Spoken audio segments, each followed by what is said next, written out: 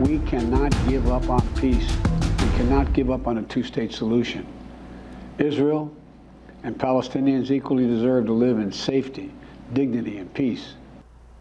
Also tonight, the president addressing the nation on the ongoing war between Israel and Hamas and reaffirming that the United States supports just after 8 this evening. Now, President Joe Biden announcing a $100 billion package to continue the support to defense efforts in both Israel and Ukraine.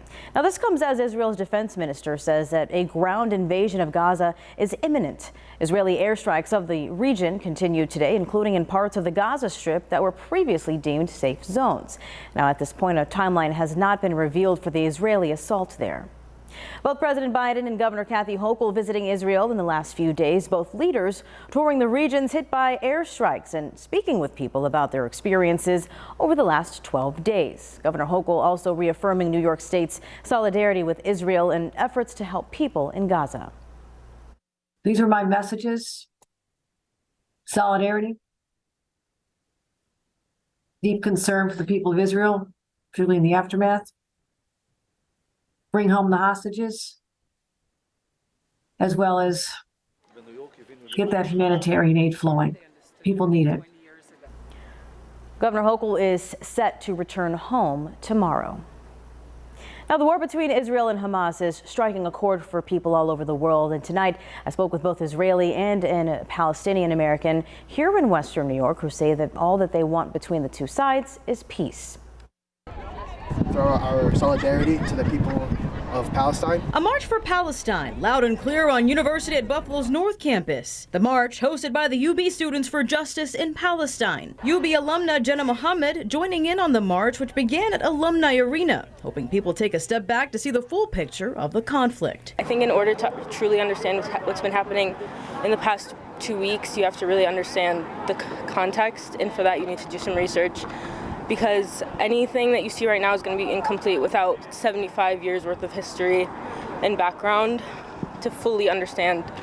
Because if you just look at it in a bubble, then it's a completely different picture. We spoke to one student who wished to not be named. He says showing solidarity is important.